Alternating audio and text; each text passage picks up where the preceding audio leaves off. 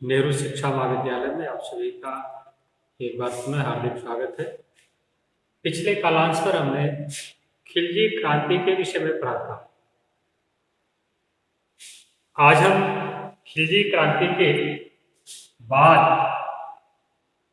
की जो परिस्थितियां हैं उसके परिणाम उसके विषय में देखते हैं।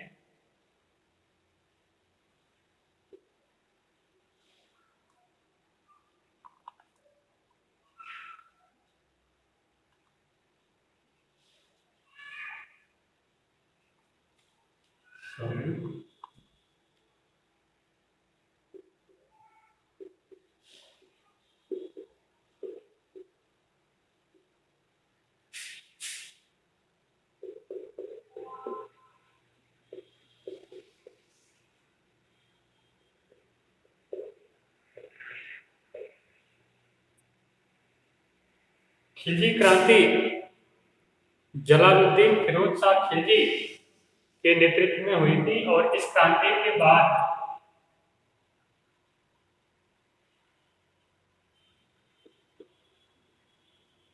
13 जून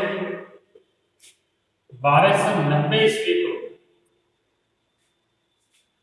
जलालुद्दीन खिलजी को सुल्तान घोषित किया गया और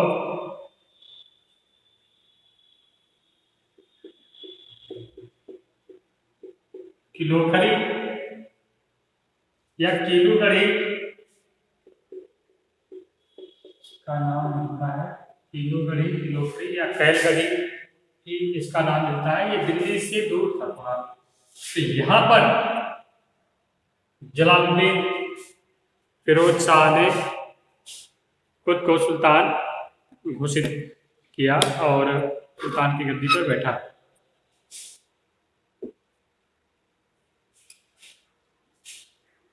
प्रारंभ में जलालुद्दीन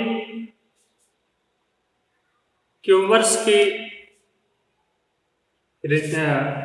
रिजेंट के रूप में, प्रतिनिधि के रूप में उसने शासन शुरू किया, लेकिन ये ज्यादा लंबे समय तक चलने वाला नहीं था। सबको पता था कि व्यवस्था अधिक समय तक चल नहीं सकती और प्रारंभ के केवल 3 महीने तक ऐसा उसने किया। उसके बाद खुद सुल्तान बन गया।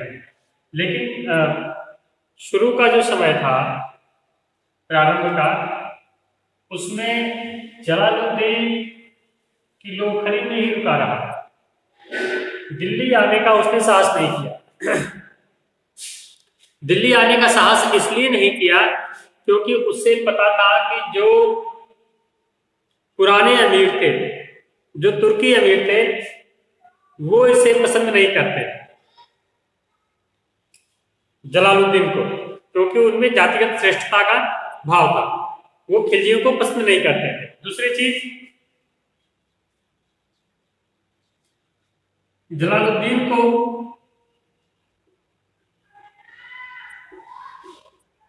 सुल्तान पद के अपहरणकर्ता के रूप में वहां की जनता समझती थी कि इसने सुल्तान पद का अपहरण कर लिया है। इसलिए भी जलालुद्दीन नहीं दिल्ली गया, क्योंकि इसे पता था कि न तो इसे अमीरों का अभी सही तरीके से पूर्ण रूप से विश्वास प्राप्त है, न वहां की आम जनता का विश्वास प्राप्त है। इसलिए दिल्ली से दूर रहना ही इसने उचित समझा जलालुद्दीन। इस तरह 13 जून 1290 से लेकर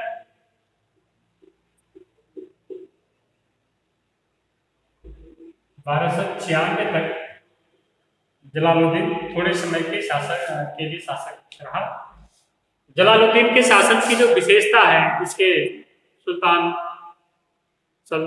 काल की, जब तक ये सुल्तान रहा, कि इसने बलबन द्वारा जो कठोर अनुशासन अपनाया गया था उसका इसने विरोध किया।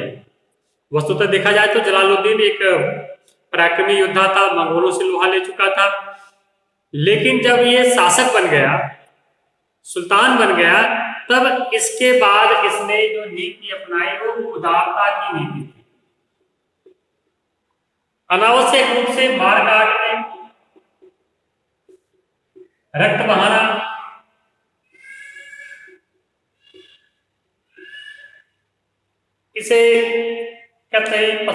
था जलालुद्दीन ने। और इसका जो राजत्व है, इसके राजत्व का जो सिद्धांत है जलालुद्दीन के राजत्व का, उसको उदार निरंकुशवाद के नाम से जाना जाता है। उदार निरंकुशवाद। जलालुद्दीन ने अपने समय में कोई महत्वपूर्ण विजय नहीं की, सीमाओं का विस्तार नहीं कर पाया, और कुछ समय बाद इसका भतीजा इसे गद्दी से अपदस्थ कर खुद शासक बन गया। अब हम देखते हैं जलालुद्दीन का जो उदार निरंकुशवाद है, इसके इस उदार निरंकुशवाद शासन के दौरान की कुछ प्रमुख घटनाओं के विषय में, जिसमें से सबसे पहली घटना है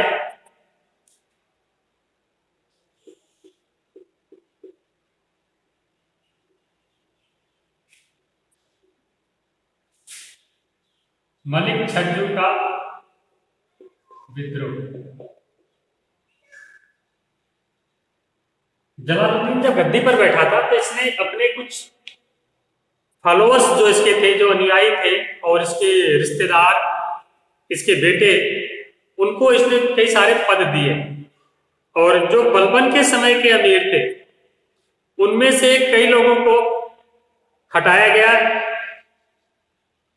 कईयों के सूबेदारी में परिवर्तन कर दिया गया, और कुछ लोगों को उस समय कुछ की हत्याएं कर दी गई थी खिलजी क्रांति के दौरान, और कुछ लोगों को छोड़ दिया गया था। उन्हीं में से एक था मलिक छज्जू। मलिक छज्जू ये बलबन का भतीजा था। बलबन का भतीजा कौन था? मलिक छज्जू। और ये एक सूबेदार था। कहां था? करामानिकपुर।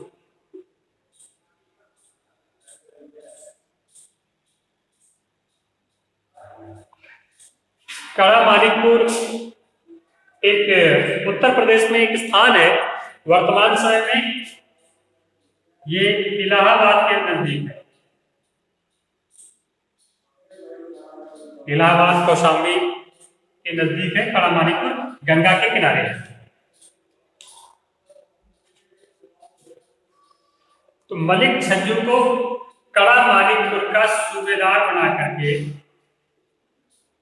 भेज दिया गया, और छज्जू ने इसके शासन के 3 महीने बाद ही, शुरुआत में ही जलालुद्दीन के गद्दी पर बैठते ही छज्जू ने विद्रोह कर दिया। और इसके इस विद्रोह में कुछ गंगा घाटी के दोआब के हिंदू सरदार थे जो इसके साथ सम्मिलित थे। इसके साथ अवध का सूबेदार भी, तुर्की सूबेदार था,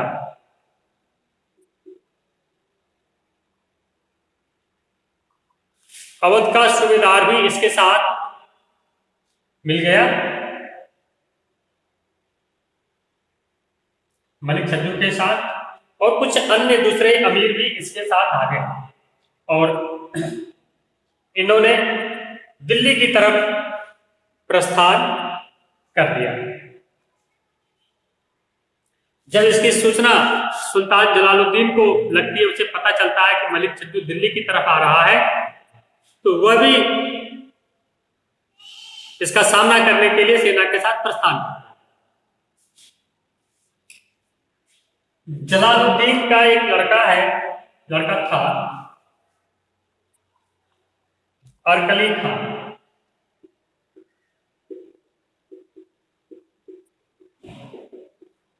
जलालुद्दीन के एक लड़के, जो बड़ा लड़का था जलालुद्दीन का, उसको जलालुद्दीन ने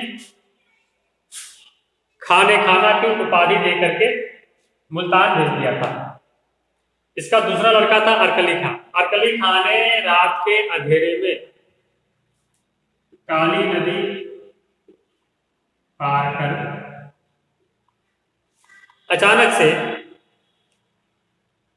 बिना किसी पूर्व सूचना के मलिक छज्जू और इनकी सेनाओं पर आक्रमण कर दिया। इस आक्रमण में मलिक छज्जू और अवध का सूबेदार जो इसके साथ था और कुछ अन्य लोग ये पकड़े गए, बंदी बना लिए गए। मलिक छज्जू पराजित हुआ।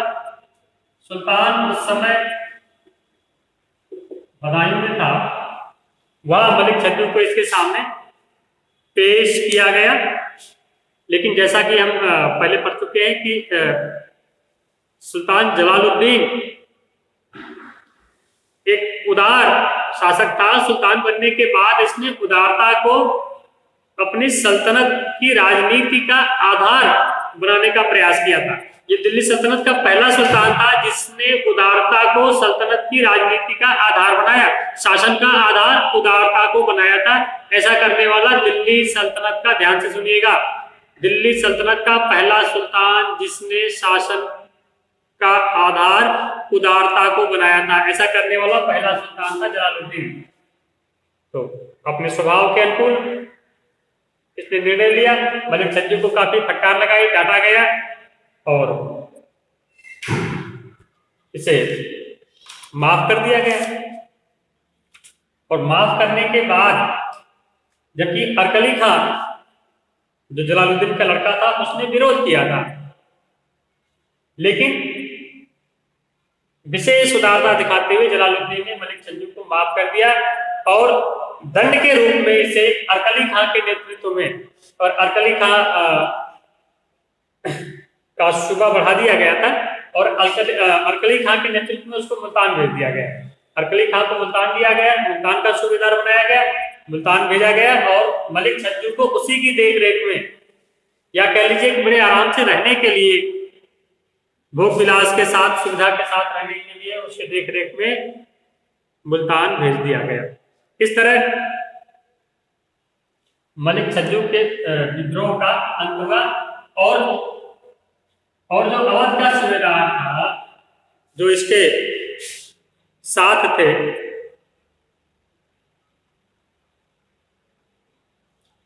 उनको सुल्तान द्वारा फटकार लगाई गई। और सुल्तान की उदारता का यह जो कारण था, बताया जाता है कि जब इनको बंदी बना करके लाया गया था तो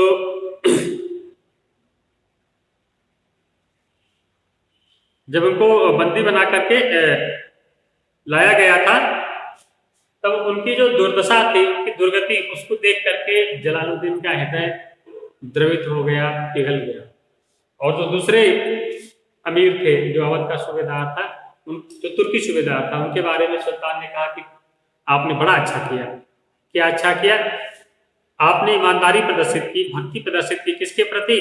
अपने पुराने शासक बलबन और उस बलबन के वंश के जो लोग थे, उसके जो वंशज थे, उनके प्रति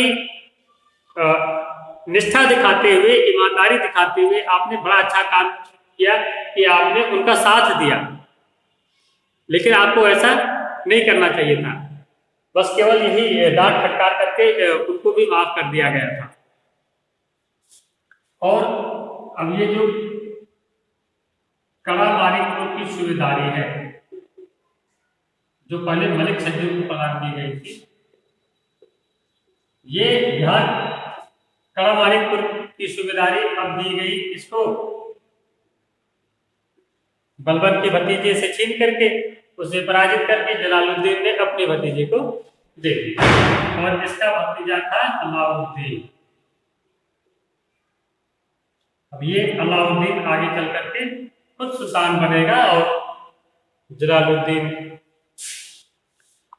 की हत्या करेगा।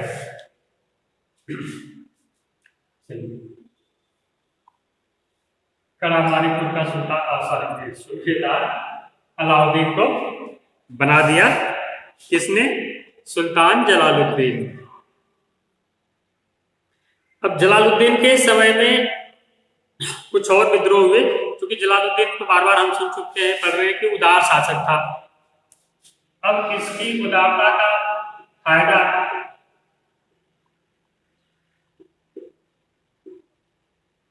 चोर, डकैत, ठग, ये जो थे चोरी करने वाले, डकैती करने वाले जो ठग थे, इन्होंने इसकी उदारता का खूब फायदा उठाया और भयंकर लूटमार शुरू कर दी। चोरी करना, डकैती डालना, लोगों को ठगना, लोगों का जीना एक तरीके से दुभर हो गया, यात्रा करना, आवागमन में समस्याएं, इसकी शिकायतें फिर सुल्तान के पास जाने लगी कि सुल्तान इनको मतलब पकड़िए, उनके भय को समाप्त कीजिए।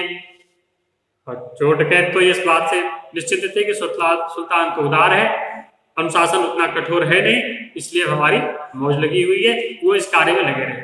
लेकिन सुल्तान ने तत्परता दिखाई और अपनी सेना का प्रयोग किया और जल्दी डकैतों को, ठगों को पकड़ लिया गया। और जिनको पकड़ा गया, जिन डकैतों ठगों को, उनकी संख्या भी कम नहीं थी। कितनी? लगभग 1000 लोगों को पकड़ा गया। लेकिन वही सुल्तान उदार है, उन्हें कोई दंड देने, फांसी देने या और कोई कठोर दंड देने की बजाय सुल्तान ने कहा कि इनको यहां से दूर भेज दिया जाए, इनको किसी प्रकार का दंड न दिया जाए। दंड के रूप में यही कि इनको यहां से इनका जो क्षेत्र है, रहवास है, वहां से दूर भेज दिया जाए। कहा? बंगाल। बंगाल भेजा जाए, ऐसा सुल्तान का आदेश हुआ। और सल्तनत के कुछ अधिकारियों को लगा दिया गया इस कार्य में कि इनको लो अपने साथ और लेकर जाओ, बंगाल छोड़ करके आओ।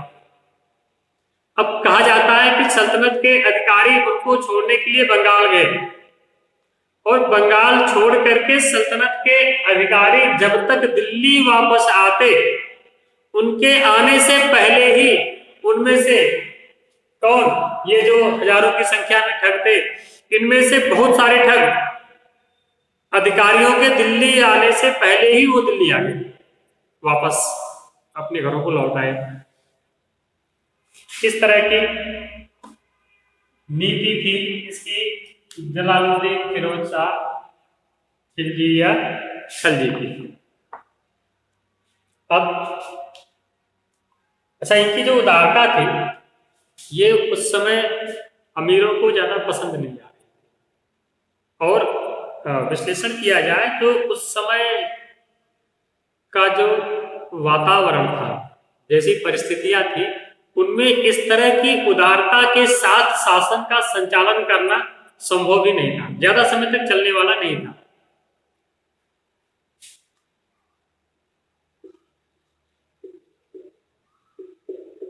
परिणाम ये हुआ कि सुल्तान की उदारता देख करके बहुत सारे अमीर नाराज हो गए, इसके विरोध में हो गए। प्रारंभ में सुल्तान दिल्ली नहीं आया था, लेकिन जल्दी इसने वहां की जनता और लोगों का विश्वास जीत लिया था। तो अमीर इससे नाराज होने लगे और यहां तक कहने लगे, ये कैसा सुल्तान है, इसको तो शासन करना ही नहीं आता, इससे अच्छा तो हम शासन कर लेते। और कुछ अमीरों ने तो यहां तक कह दिया कि सुल्तान को तो गाजर मूली की तरह काट के फेंक देना चाहिए, या हम इसको काट देंगे, ये कर देंगे। मतलब बहुत सारे सुल्तान के पास सूचनाएं पहुंची अमीरों के षड्यंत्र के विषय में। ये षड्यंत्र एक अमीर के घर पे हो रहा था, सूचनाएं पहुंच गई, उन अमीरों को बुलाया गया, पकड़ा गया उनको। लेकिन वही सुल्तान रक्तपात में विश्वास नहीं कर रहा। देखिए, बड़ा योद्धा सैनिक होते हुए भी, कई युद्धों का विजेता होते हुए भी, सुल्तान ने जब गद्दी पर बैठ गया, ये सुल्तान बन गया, तो उसके बाद रक्तपात में इसका विश्वास कतई नहीं रहा। उन अमीरों को फटकारा गया, डांटा गया, सार्वजनिक रूप से सभा में लज्जित किया गया। लेकिन सजा के रूप में क्या दिया गया? उनसे कहा गया कि आप सभी अपने अपने सूबेदारी में, जहां जहां का जिसको सूबेदारी मिली हुई थी, वहां चले जाओ, अपने अपने क्षेत्रों में चले जाओ, दिल्ली नहीं रहना है आपको। और वहां जाने के बाद एक वर्ष तक आपको कहीं नहीं जाना है, एक वर्ष तक आपको वहीं रुकना है, आपको राजधानी आने की आवश्यकता नहीं, आप अपने क्षेत्र में ही यहाँ की सुविधारी है वहीं जाओ और एक साल तक वहीं डटे रहो, वहीं रुके रहो। इस तरह का आदेश सुल्तान द्वारा उन अमीरों को दिया गया।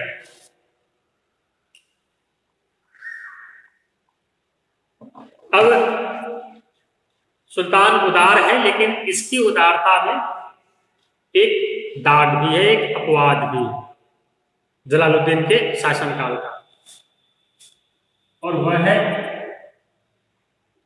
सीदी मौला को फांसी देना। यह एक दरवेश था, संत,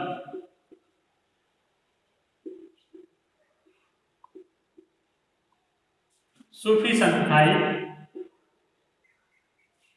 सीदी मौला। यह एक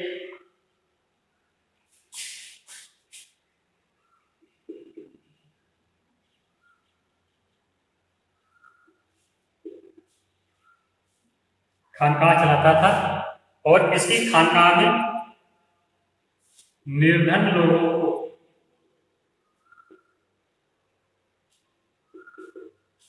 हजारों निर्धन लोगों को भोजन कराया जाता, दोनों मीटिंग का।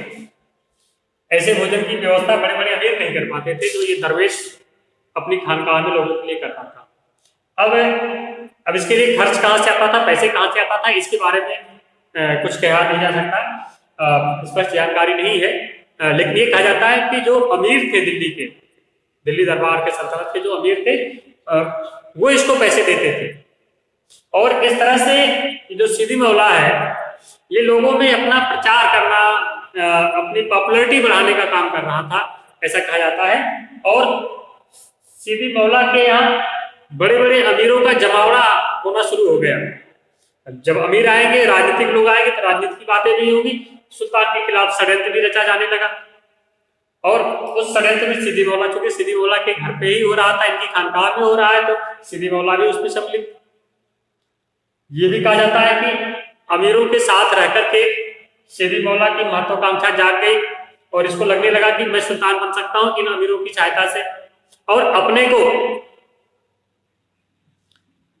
किसी शाही वंश से जोड़ने के लिए इसने कहा कि रुकनुद्दीन फिरोज शाह, जो भूतपूर्व सुल्तान था, जो पहले सुल्तान रह चुका था, उसकी लड़की से इसने कहा कि मैं विवाह करूंगा, सीदी मौला ने, और इस तरह मैं सुल्तान का दावेदार बन सकता हूं। तो इस तरह से सीदी मौला का षड्यंत्र रचा गया। सीदी मौला को दरबार में पेश होने के लिए कहा गया। इसके षड्यंत्र की सूचना सुल्तान को पहले लग चुकी थी। हाँ, सीदी मौला ने यह भी कहा था कि इसने कहा था कि मैं अपने आप को खलीफा घोषित कर दूंगा, मैं खुद खलीफा हूं।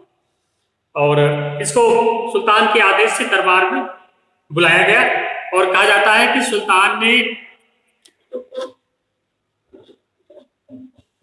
उसके जो अनुयायी थे उनसे कहा था कि इस मौला से, इस दरवेश से मेरे खिलाफ हुए षड्यंत्र का बदला लो। और एक उसका जो अनुयायी था, उसने चाकुओं से कई बार इसके ऊपर हमला कर दिया। महल के बरामदे में अरकली खां घूम रहा था, उसने देखा, फिर उसने संकेत किया और उसके संकेत पर हाथी को इसके ऊपर चढ़ा दिया गया। इसके सिर को हाथी के पैरों से कुचलवा दिया गया। अब ये भी कहा जाता है कि जो बड़ा लड़का था जलालुद्दीन का, खानी खाना, उसका भी सीदी मौला के यहाँ आना जाना था और खाने खाना अलग गुट बना रहा था, अरकली खां का अलग गुट चल रहा था। इसलिए अरकली खां ने अपने रास्ते से सीदी मौला को हटवा दिया। संकेत पाते ही उसके जो सैनिक थे उन्होंने हाथी की सहायता से इसके सिर को कुचलवा दिया हाथी के पैरों से। तो इस तरह सीदी मौला का अंत हो गया। कि एक दरवेश को फांसी देना या मरवाना, ये जलालुद्दीन की जो उदारता की जो नीति है उसमें एक अपवाद के रूप में है। अभी तक इतना कठोर निर्णय उसने नहीं लिया था। हाँ, ये भी कहा जाता है कि जलालुद्दीन ने जो आदेश दिया था कि बदला लो इससे, तो उसमें उसने ये नहीं कहा था कि इसको मार दो, उसने सिर्फ इतना कहा था कि मेरे षड्यंत्र का या मेरे खिलाफ जो इसने कार्य किया है सुल्तान के खिलाफ, उसका बदला लो इससे, बस इतना ही कहा था। और फिर सिद्दी मौला का अंत कर दिया गया। तो ये सिद्दी मौला का अंत या इसकी जो फांसी है, ये एक अपवाद है जलालुद्दीन के इतिहास में। इसके बाद हम देखते हैं मंगोलों के खिलाफ अभियान का जलालुद्दीन के समय में।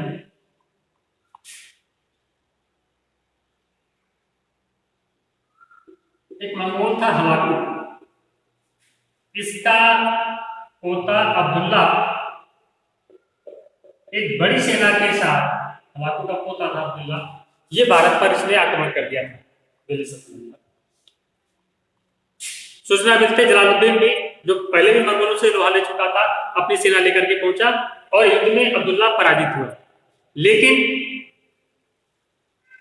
जलालुद्दीन और अब्दुल्ला में संधि हो गई और उस संधि के तहत अब्दुल्ला वापस चला गया। लेकिन चंगेज खान, जो मंगोल था, पहले भी हमला कर चुका था, चंगेज खान का पोता उलूग खान, इसने सुल्तान से शरण मांगी और भारत में सल्तनत के साम्राज्य क्षेत्र में रहने के लिए शरण मांगी, परमिशन मांगी इसने। जलालुद्दीन ने अपनी लड़की की शादी उलूग खां से कर दिया था। जलालुद्दीन ने अपनी लड़की की शादी उलूग खां से कर दी और इन मंगोलों को, मंगोल अभी तक इस्लाम धर्म में नहीं आए थे, उलूग खां इसके जो फॉलोअर्स थे उनके साथ मिलकर के इसने इस्लाम धर्म स्वीकार कर लिया। इसके पहले मंगोल एक समनवादी या समानिष्ठवादी बौद्ध मत के अनुयायी थे, जो बौद्धों का ही, बौद्ध धर्म का ही एक रूप या बिगड़ा हुआ एक मत था, उसके अनुयायी थे। अब उलूग खां अपने बड़ी संख्या में इसके फॉलोअर थे, इन सबके साथ इसने इस्लाम धर्म को स्वीकार कर लिया और दिल्ली के आसपास ये बस गए। और इन मंगोलों को, जो अब दिल्ली में बसे हैं, इनको नव मुसलमान कहा गया, क्योंकि नवीन अभी नए नए इस्लाम धर्म में आए थे, तो इनको कहा गया नव मुसलमान। कुछ मंगोल जब चंगेज खां का आक्रमण हुआ था तब भी सिंध नदी के आसपास बस गए थे, और अब उलूग खां के नेतृत्व में लाखों की संख्या में मंगोल इसके अनुयायी जो है यही रह गए और बस गए। इनको नौ मुसलमान कहा गया। और ये जिस क्षेत्र में बसे थे उसको मंगोलपुरी या मंगोलपुरा कहा जाता था, जहां बसे थे उसको। और ये भारतीय इतिहास में नौ मुसलमान के नाम से जाने गए। चलो, मंगोलों के आक्रमण को टाल दिया जलालुद्दीन ने। अब आगे बढ़ते हैं और इससे कुछ और अभियानों के विषय में देखते हैं थोड़ा जल्दी। राजपूतों के खिलाफ इसने कुछ अभियान किया।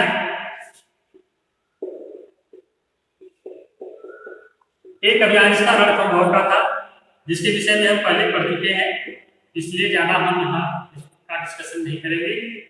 रणथंभौर की जो सामरिक स्थिति है और किलेबंदी, मोर्चेबंदी को देख करके जलालुद्दीन परेशान हो उठा था और उसे यह विश्वास था कि हम रणथंभौर का विजय नहीं कर सकते। उस समय वहां राणा हम्मीर देव शासन कर रहा था। इसने एक झैन या झाई का एक छोटा सा किला जरूर कब्जा कर लिया था। तो इसने कहा था कि राजपूतों का के एक तुच्छ से किले के बदले मैं अपने एक भी मुसलमान का रक्त नहीं बहाना चाहता, या राजपूतों के किलों से मुसलमानों का रक्त या मुसलमान मुझे ज्यादा महत्वपूर्ण है मेरे लिए, मैं उनका रक्त बहा करके किसी किले को अर्जित करना नहीं चाहता। इस तरह से रणथंभौर का अभियान इनका कोई सफल अभियान नहीं रहा जलालुद्दीन खिलजी का। इसके बारे में पहले डिटेल में पढ़ चुके हैं पहले पेपर में। अब यहाँ देखते हैं इसने एक अभियान जरूर किया था मंदौर, जो जोधपुर के पास है। मंदौर जो पुरानी राजधानी थी राठौरों की। मंदौर पर पहले भी सल्तनत का कब्जा था, लेकिन बाद में राजपूतों ने तुर्कों की सेनाओं को वहां से भगा करके कब्जा कर लिया था। तो मंदौर का अभियान जलालुद्दीन के नेतृत्व में सफल रहा और मंदौर पे कब्जा करने में सफल रहा। तो जलालुद्दीन का एकमात्र अभियान जो सफल रहा, एकमात्र सफल अभियान जिसको कहा जा सकता है, वो मंदौर का है। और कोई अभियान जलालुद्दीन के समय भी इसके पास कम था, 6 में भी तो मर गया, और जब शासक बना तो इसकी उम्र भी शायद पहले चर्चा नहीं करी हमने, 70 वर्ष की उम्र में शासक बना था ये सुल्तान। उस समय 70 साल का था। 70 साल का व्यक्ति बूढ़ा ही कहा जाएगा।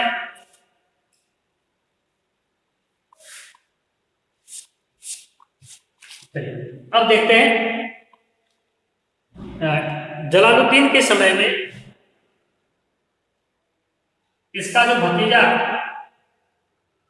अलाउद्दीन, जिसकी चर्चा पहले कर चुके हैं, इसकी चर्चा कर लेते हैं।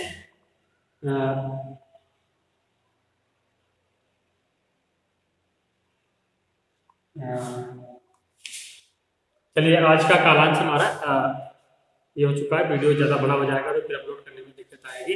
तो हम इसके शासनकाल में अलाउद्दीन द्वारा किए गए अभियानों और फिर अलाउद्दीन द्वारा जलालुद्दीन की हत्या और इसके अंत के विषय में हम नेक्स्ट वीडियो में पढ़ेंगे। धन्यवाद।